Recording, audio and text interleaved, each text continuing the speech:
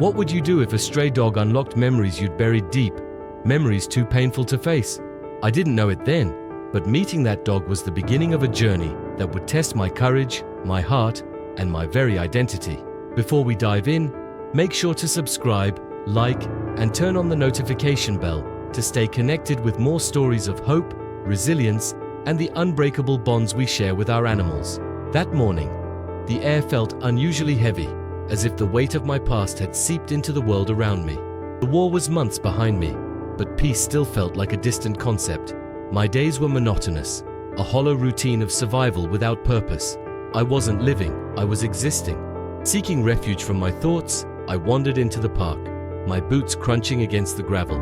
The quiet should have been soothing, but to someone haunted by the chaos of war, silence can scream louder than any battlefield. That's when I saw him. At first, he seemed like any other stray, thin, gruffy, and worn down by life. But then I noticed the scar. It stretched across his left side like a jagged roadmap of pain. My chest tightened. That scar, it wasn't just familiar. It was identical to the one I'd seen on Max, my late buddy Ethan's dog, during our last mission together. Ethan was more than a friend. He was a brother in arms. Losing him and Max on the same day shattered me in ways I never let myself acknowledge. Could this dog really be Max? Or was my mind playing tricks on me? Desperate for closure I'd never found, I knelt cautiously, trying not to scare him. "Hey boy," I said softly, my voice cracking under the weight of emotions I hadn't felt in years. His ears twitched, and he took a tentative step forward. His eyes, they weren't just canine eyes. They held a story, a deep and familiar pain that mirrored my own.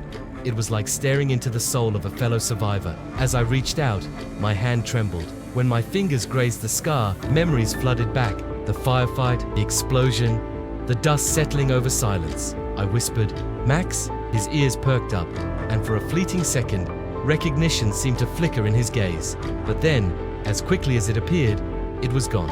He backed away, wary, as if the past was too much for him to confront. I didn't blame him. I felt the same. Over the next few days, I returned to the park, hoping he'd be there. Each time, he was waiting, watching from a distance, testing whether he could trust me. Slowly, he let me get closer. I brought food, water, and most importantly, patience.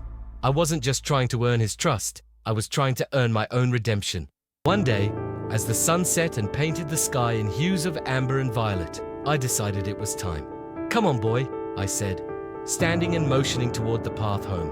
To my surprise, he followed.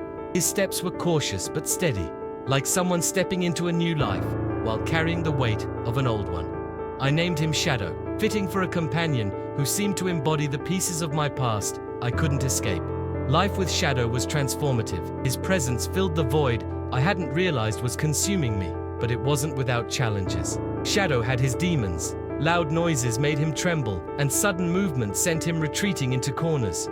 I understood him better than anyone. I'd felt the same way since coming home from the war. Healing wasn't linear for either of us, but we found comfort in each other's scars. One stormy night, as rain lashed against the windows, Shadow became restless. He paced the living room, his body tense, his eyes darting toward the door. Suddenly, he let out a low growl, a sound I'd never heard from him before. My gut told me something was wrong. Grabbing a flashlight, I followed him as he bolted into the woods behind my house. The storm made it hard to see, but Shadow moved with purpose, leading me deeper into the trees. My heart pounded as I struggled to keep up, branches scraping against my skin. Then I saw it, a figure standing in the clearing, a man, cloaked in shadows, with eyes that radiated cold intent. He held something in his hand, a leash. "That dog," he said, his voice low and menacing. "He belongs to me," Shadow growled, positioning himself between me and the stranger. His body was rigid, ready to defend. "He's not yours," I said, my voice shaking but resolute.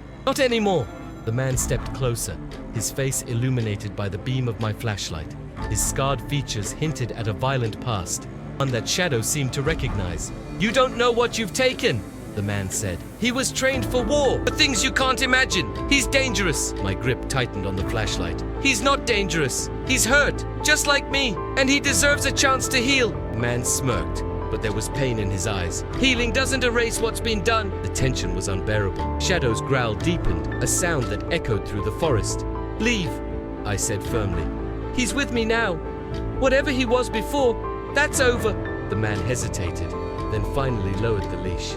"You'll regret this," disappearing into the darkness. Shadow and I stood there in the rain, both shaken but unbroken. I knelt beside him, brushing my hand over his damp fur. "It's over now," I whispered, though I wasn't sure if I believed it. The past has a way of lingering, its shadows never truly fading. But as we walked back home, I realized that Shadow and I weren't just running from the past, we were learning to face it together. If this story touched your heart, don't forget to subscribe, like, and share it with others who believe in second chances. Have you ever shared a bond with an animal that changed your life? Share your story in the comments below. And as always, thank you for being part of this journey. Together, let's spread hope, love, and redemption.